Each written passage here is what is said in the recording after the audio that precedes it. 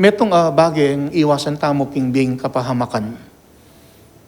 Anyapin dakal paralan, amikad isipan tamong gagawaning tao ban kanita, emi pahamak.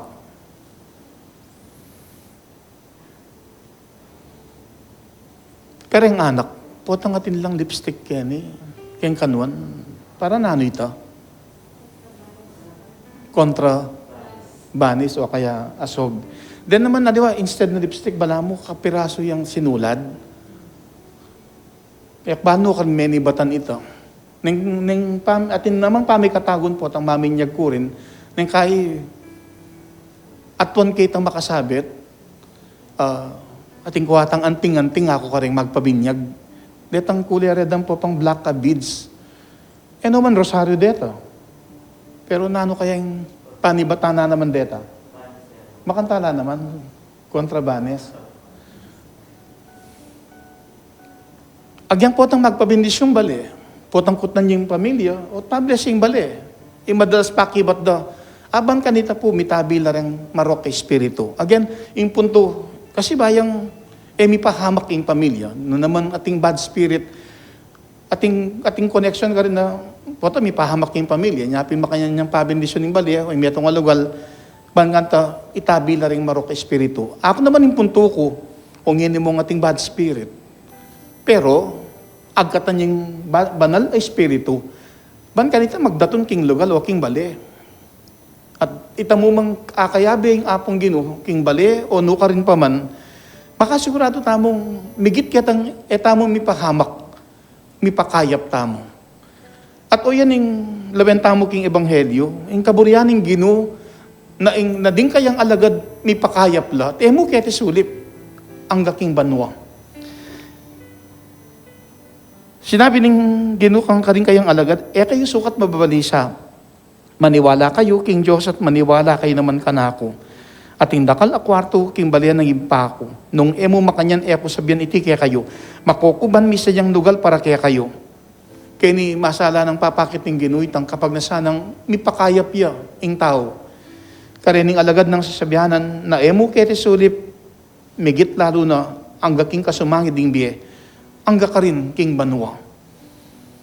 At sinabi na pa ng Ginoo, nung miras nakot, makapagsaya ng lugar para kaya kayo, mibalik kong pasibayo keti, at itukira kayo ba, nung nuko karin kayo naman, kaya ni tamo akit, itang pamikatago na buli ng malyari ng Ginoo, potang kayabe tayo, sigurado tang ebing pahamak, pero migit kanita, mipakayap tat mipala. Pakanya nakatamong agkatan niting kapag masusyon kimebasang ebanghelyo. Tamo mo pag nasang tamo mipahamak kambiyaning pamilya, noon pag nasan tamo kawangis ng kaburianan ng Ginoo, ing mipakayap tamo at migit kanita ing mipala. At ing meto nga parahalan na babiyan na kaya katamo, ning ebanghelyong mebasa, karing ama ng mismong sinabi na ng Ginoo, kayo mababalisa, maniwala kayo king Diyos, maniwala kayo naman kanako. At iting metong parahalan ban kanita, king biye, tamo mipahamak, dapat migit kanita, kitang kaburianan ng Ginoo, mipakayap tat mipala, pakikuanan tamong maniwala king apong Ginoo. Mipakayap tat mipala, nung king Ginoo, maniwala. Karakal tamo kapaniwalan, lalo na kiyang potang kamaten, misan ating kakaluguran, amo nga na, o ba't akaling man miyang petad ditang rosaryo? Anyang ikot-kot miyay tatang. Nanuwaring kapanwalan po tang itang rosaryo, petaran niya. Ali niya papataran niya, bang kanita? Bisat ating tuki. Pero sana nga doon tamong grasya, naman makanta ka kalagwa. Kasi po tang mituki-tuki na rin metek yung pamilya, mabayat siyempre. Kapaman biglo kaspaldas, kamaten na ka na naman. Pero nung minsan, nung malwalas yung pamilya, kaya ba't may sabi-sabi na rin masakit, ating posibilidad talagang mituki-tuki na rin mati kayong pamilya, hanggang pang pataran o patluran niya itang rosaryo. Nanula pa rin ariya o kapanwalan kayong mete.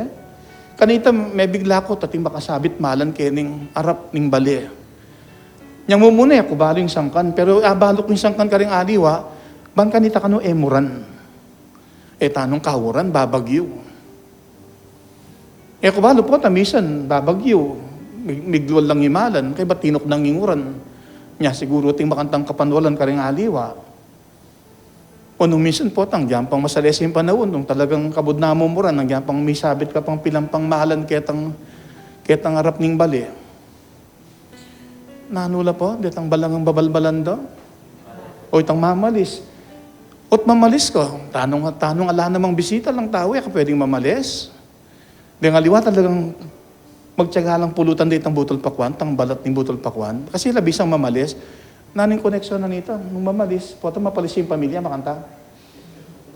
Alitin po, at niyang koneksyon kaya mapalis yung pamilya, tuki-tuki lang mate. Di mumunta. Pero nung walang bisita, ka pwedeng mamalis. Di namang aliwa, bawal ka nung magmalalakit ang pamangan ni Bating Mete. Ating kong kilalang pari, sumalangit na ba? Yung mga ubiyapong Eloy, talagang magdalayo, ala naman kayo. O kaya naman ako, nung pabakalanda ko, okay mo. Pero sabi ko madalas kong sasabihan ako, kukutang, ala na kayang bisitang pakanan. Nung ala na, o nung dakal pala yung makasadya, nanong marok na nito. Ako yung isipan ko mo, nyapin bawal, potok, makurilyo magkulangan, nung matindakal pa rin dadalo. Pero ngayon panon ng pandemya, naman makantakarakal ding dadalo kang burol. Matakot la pa rin aliwang tao. Pero anong kayo, nung maraguling pamilya, kalupan tami atang misan binindisyonan ko, siguro uling ikut-kut dan niya, mas maharakal na rin tao, uling sa samantalaan ding pamikatago na makirami kayong pamilya at kay ba't ang gaketang aldo ang mikut-kut siyang mayang unabi. Atin pa ketang patalan do rin pera. Bukod kang rosaryo ng aliwa, atin lang perang papatalan. Ng aliwapin, dollars la pa eh. Pero para nano, uling po tang bahay niya kutkut ko nandyarin tang perang pepatalan de. Swertiya mo ka no. Kaya kami naman nanyang malatay tatang kong 1978, walo kong banwa. Ing metong kong atandahanan ariya, itang mumunang ambag. 10 peso bilya. Sa likod diya kang maban ka na itakano, may kwalta kami. Pero hanggang yun, kaya may kwalta. Biniro na ako nitang kalaguran, mong makanalo, itang ambag kang tatang, itang mumunang ambag, 10,000 yan. Aking impunto ko siguro kaya karing haliwa kasi itang ambag, talagang gamitan na naman para king mete. At yung pa kasi pamiti po, nung kasya mayel to, 40 days, lokas paldas, o kaya itang pigasusan kaya itang pikutkutan. Dakal tamo kapanwalan, pero yung panagkat na niting kapag masusyan, kimbanan tauli, sana migit ka rin kaya katang panwalan na lalo na karing ariya. Kaya itang kapag nasan tamong etami pahamak, pero yung panagkat na niting kapag masusyan, batang mipakayap at mipala, pakikwanan tamong king ginutaman wala. Makanyang tamong misan pang adwa ning grasya ning Diyos, lalo gaganakan tala rin pakamalan tamong mayango na biye. King kapanwalan na kalupan na ning kaburyan ning Ginoo, tamong mo may pakayap at mipala, keti sudip, doon ang gana king banwo. Aking madalas kong balik-balikan na kwento, itang kwento ng San Nicolas sa Tolentino, anong no, misan na Sabadong bengi, ining kayang dating kayabe, Fray Pellegrino, may incidentally, migparamdam niya, miglagay niya, uling magkakasakit siya, ing kayang kaladwa, anyang mateya, at ikit ng king purgatorio, may karakal na rin kaladwang magkakasakit. At sa Nicolas sa Tolentino, makanyang meniwala king Diyos, at minampang panalangin, at kinubning 7 aldo pamagmisa, may kasawpiti kang Fray Pellegrino, uling kay bat ng 7 aldo pamanalangin na pamagmisa ng San Nicolas sa Tolentino, migbalik ya at migpasalamat, uling mipasno, mipaldan yung kayang kaladwa. At bedita na naman kang San Nicolas sa Tolentino, makanano lang ikit ng mipaldan at mipasno mo naman detang takalakaladwang magkakasakit yung purgatorio. Anya iting misang iti metong yung masanting nga pamikatagon, batang misan pang adwan ng grasya ng Diyos.